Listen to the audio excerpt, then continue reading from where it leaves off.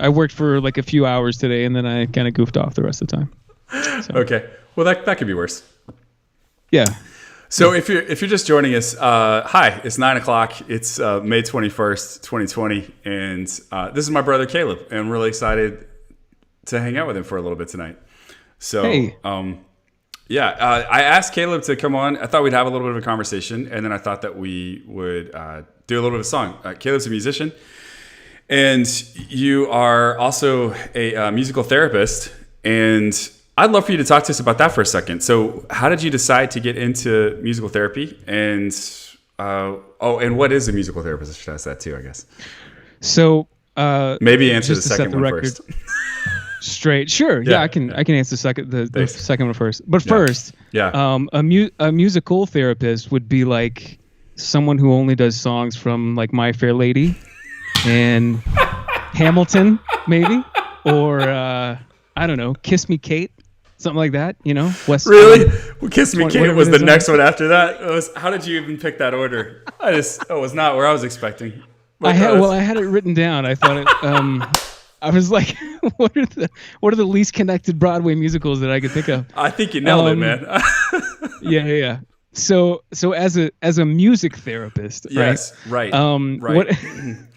I just realized that the world has almost a crushing need, though, for musical therapists. Like, I'm a little upset that that's not a thing. I mean, I guess it could be a thing if you were a music therapist who, only just did that type of music. If you were exclusively Broadway musicals, you could call yourself a musical therapist, I guess. Yeah, it feels like there's a market for it. All right. So anyway, music therapist is also a music therapist is a therapist that uses music to accomplish non-musical goals, essentially, right? So sometimes I'll go into a particular place and they think that we're trying to facilitate musical goals, like being able to play an instrument well or being able to sing well or something like that. But it's really not that at all. It's about using music to drive other behavior. So for instance, I work exclusively with older adults. And so I work with people with dementia and people who have difficulty with like motor movements, such as like Parkinson's disease, that kind of thing.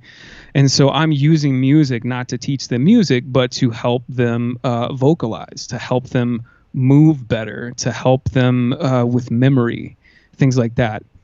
So a good example might be playing music for somebody who has a motor deficiency. Rhythm really drives that part of our brain that works on that's really involved in motor movement. So if you have a steady beat, it can help someone with Parkinson's be able to walk better instead of stuttering so much. It's a more fluid motion. If they have something to drive them, then it really can help with that type of thing. So those are the things that I do. I typically work with groups of older adults, and so we do some singing, which can help facilitate vocal expression, speech patterns, things like that. And we also do a lot of instrument playing, but it's not to help them learn to play better. It's to help them with memory. I'll play a beat on a drum, and they have to play it back to me. I'll do multiple different rhythms, and they have to kind of follow along. So it's kind of games, but it's really stretching their short-term memory. Can they play this back? Yeah. And so how did you first hear about that? Because I was actually last night I was on a phone call with about 15 high school seniors, and just talking to them about they're horrified, by the way, in the way that a high school senior would be who's graduating in the midst of a pandemic. So not in like a, in just a like, who knows what the future looks like kind of way. That's a terrifying time of life anyway, when you're trying to figure out what vocation you're going to be pursuing. And so they're doing in that midst of a worldwide pandemic. So how did you first hear about it, and what got you interested enough in it to where you actually decided to pursue it with education? Yeah, I think the first time that I heard about it, actually, I don't know that we've talked about this really, but I think Emily, your wife, talked about it a long time ago in high school. I think that I'm not sure how she found out about it. I'm actually not either. But, I should ask her. I see her quite frequently. Yeah, So, I should ask her too. Like I don't know whatever became of that or what happened to it, but I think that she was maybe like considering that as a a path. Yeah, forward after high school. So she was talking about that at one point for sure. Yeah. Yeah, so that was the first time that I heard about it, and then so I went to college for music, and didn't go to class right after high school. I went to as a vocal performance major, and I was like, yeah, I'm gonna get graduate. And I went to Tyler Junior College, and I never finished because I didn't want to go to class. Yeah, no, it's so good. It's so good that you brought that up because I when you said you went to college, I was like, do I say anything about that first shot at it, or do I just let it sit? I'll take care of it. Yeah. I did it for you. Thanks. Did you have fun though? Did you meet some good friends? Yeah, I made some awesome friends. What I love is that it wasn't like either of our parents could really get onto you even that much. Like our father was kicked out of some of the finest schools in Texas long before us. So I was just it's just. Yeah, this is comical to me. That's all. So, yeah, then you turned your life around. You met a good woman. Right. Absolutely. Yeah, I did. She's so I'm married up for sure. I mean, she's just it's she's kind amazing. It's kind of a Crane family tradition, actually, which it really is. I'm hoping to pass it on to my own kids. So no offense, Dad. Yeah, it's So after I went through that whole thing, and going to school, I later decided to go back to school, and I thought, well, I don't have time to get a music degree because it's so much practicing, and you got to join all these groups and things like that. So I went to study psychology, and about halfway through my psych degree, I was reading a book by Dr. Oliver Sacks, who is a really popular neurologist. Just passed away a few years ago in his 90s. He was just an amazing guy. Yeah, definitely. I really, really wish I had been able to meet him or see him speak live or something like that. But anyway, he wrote this book called Musicophilia. I thought I actually had a copy of it right here. I think it's upstairs. Anyway, he talks about like neurological issues regarding music and things like that. And he talked a lot about music therapy in this book. And I thought, man, that sounds like what I want to do as a musician, and as somebody who is really interested in studying psychology and the brain. I really want to pursue this career, and so after that, I went to school to study music therapy. So I really ended up getting a music degree anyway, essentially after the fact. But it just took me a while. So. And it's CB, the Awakenings film is about Oliver Sacks, right? Yeah. Isn't he the okay? So yes. if you've never seen Robin Williams it's an older movie at this point. It was released in 1990 something. 1990. Is it not 1990? Yeah. Okay, yeah. I only know because I literally just pulled up the Wikipedia page. Like I don't walk around with Awakenings, in my head all the time, but.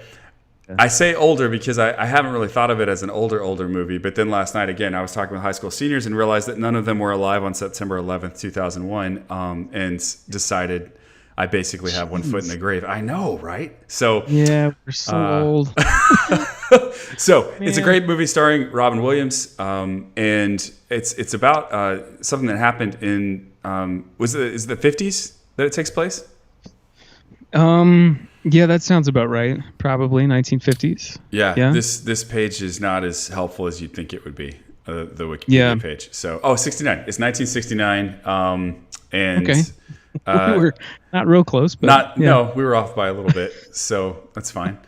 But he works with catatonic patients who survived this epidemic, and he ends up finding ways to bring them out of catatonic states.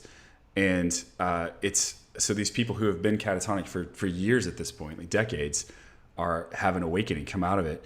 And it's just a fantastic film. And so if you've not seen that, had you seen that film when you read Oliver's book? Yeah, but I honestly didn't realize that was the same guy until later. So yeah, the book was written a long time ago. And I think the book might have been written in the 50s. They just the movie takes place in a little bit of a different time period. I could be wrong. Yeah. But one of the things that he did for those patients was he started giving them this drug called L-Dopa, And L-DOPA is the precursor to dopamine, which is something that it's a neurotransmitter in our brain that aids in motor movement. And so these patients were catatonic, but once they got this drug, they were able to move again. And there's some allusion to music therapy in that as well. There's some musical bits of the movie. It's not about music therapy, but it's mainly about this doctor. So yeah, if you haven't seen it, go check it out. I love it. Read any of his books; they are amazing. They're not too. I'm not the brightest bulb, and I understand everything. Like he's a really just natural writer. So it's just fascinating stuff. Yeah, his writing's been featured also in the New York Times, and he was a frequent guest on Radiolab too, which is a really awesome podcast if you've never heard Radiolab. So yeah, sad that he passed. He was an awesome guy. So, well, man, I love what you're doing and love that you're leaning into that field. And as a parent, right, of an autistic child who's received some music therapy, and sadly, as I discovered tonight, never musical therapy. It's cool to see. It's so awesome to see what you should look into that. I should. What a big difference that can make in the lives of people. I asked Caleb if he would share a song with us tonight. So talk to us about the song that you're going to share with us, and tell us kind of story behind how you ended up writing it.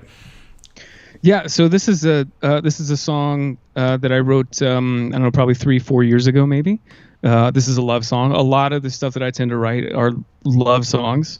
I can't get away from it for some reason, which is fine with me because I love love, right? Who doesn't love love?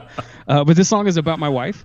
We met about 13 years ago now, and this song is called "What Love Feels Like." And I was listening to a lot of Frank Sinatra as I started writing this song, and I was telling Josh earlier, it's not that I sound like Sinatra or that this has anything to do with those types of songs, but it's just kind of the feeling that I got when I was writing it. So it's hard not to write love songs if you're listening to a lot of Sinatra. Like it's right. Difficult. Yeah.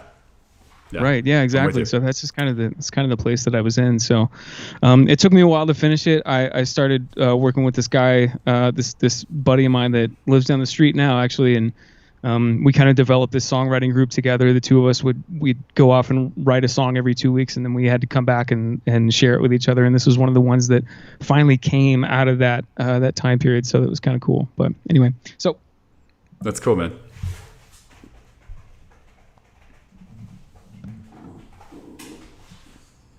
So this is called "What Love Feels Like." Goes like this.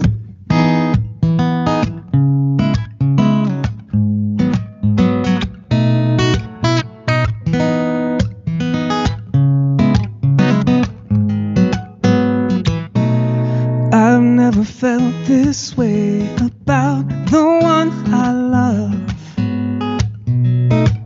If ever you're gone, you leave me wanting more. I've never felt this way about the one I love. But then maybe I've never been in love before. Everything I do with you is so brand new. When you hold me in your arms, it's paradise.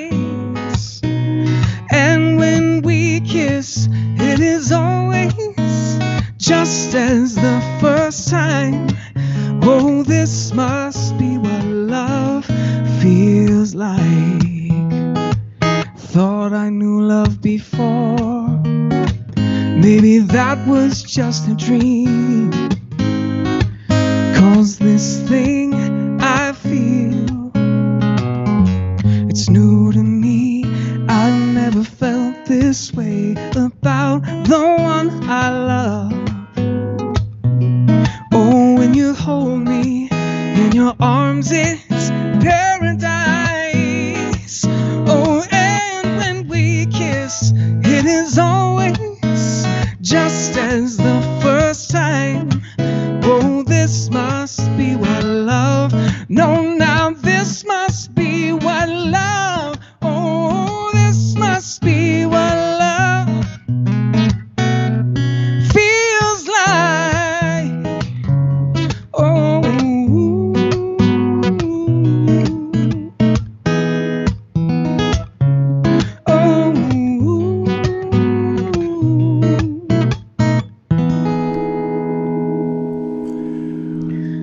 That's it. That's awesome, man. I love that. So it's the first time I've actually had to hear the whole thing. He played just a few bars of it before we got started, but it's a great song. You should know too. I wrote a song for Emily early on in our marriage, and it was so bad that it's not even written down anywhere at this point. And it's probably only been sung out loud once or twice. So thanks for making me feel great about my own gifts and talents. Sure, man. Sure. Okay, so how shut down are you guys right now in Colorado? Because that's where he's coming to us from Colorado. So what's the economy? What's the town looking like? You're just outside of Denver. So Yeah. We're in kind of the northwest part of Denver, in a town called Arvada, and it's pretty. It's fairly shut down at the moment. I think they're actually about to start allowing some restaurants to open up at like 25 to 30% capacity. Yeah. So up to this point, there's been carry out, delivery, all that kind of stuff, curbside pickup. But yeah, so they're just kind of starting to open things up a bit more. It's been like, Walmarts and Home Depots and that kind of thing. Those are the only things that you've been able to go into. Yeah. Yeah, so we're kind of getting there. I mean, I don't. I'm going to be scared to go out for a while. I think. That's totally fair. No matter what, but yeah, that's what's happening. So yeah, and so you guys have survived quarantine, and there's going to be some more of it. I mean, it's not like everything's just busting open right away. So what's your best tip? What are your best 2 or 3 tips for making it through and making the days fly by, be okay? You got anything? I didn't give you a heads up at all about this, so sure. No, actually, no. That's okay because I got some stuff. So as a musician, I would say music is huge for me. Not just playing it, but listening to it. Even if you're not a musician, listening to music, finding something that you really connect with, I think is important. Listening to new music has been cool for me. I feel like I've had more opportunity to kind of search for new stuff. So I've found some good new music to listen to, which has been awesome. And then something else I would say is maybe learning to do something new. So I've kind of been getting into woodworking the last year or so. And since we've been in quarantine, I've just been making a ton of stuff and screwing stuff up too. But like learning from it, like I'm learning from my mistakes, and each time I make something different, I have these new ideas and these new thoughts about what to do and what not to do. So any kind of music, learn to do something new, or pick up a passion that you had in the past that you haven't done in a long time. Those things can be really helpful to not only to bring kind of joy and sanity back to our lives, but you get something new out of it. So yeah, we've been teaching our kids a lot of board games that we just really hadn't, and our 4-year-old is not awesome at them. And sometimes he gets frustrated, and a couple times has like flipped the board because he's losing. So what we're really learning is about life and not so much board games. We're really learning how to be a good loser, or to at least go to your room and close the door and yell into the void instead of at us at the table. So those are good tips, man. I think those are really good tips. And okay, so we're running a little over the amount of time I normally plan, just because basically I miss you and I enjoy talking to you. Right, I miss you too, man. Yeah, it's always a joy and a pleasure to hang out. So yeah. Well, thanks for hanging out for a little bit in a public online kind of way, and I hope you have a great night. And just really. Tell Nadine that I send my love, and we'll talk to you guys really soon, okay? I will do that. You do the same with your family, and thanks a lot. Stay safe. Love you guys. Yeah, love you too, man.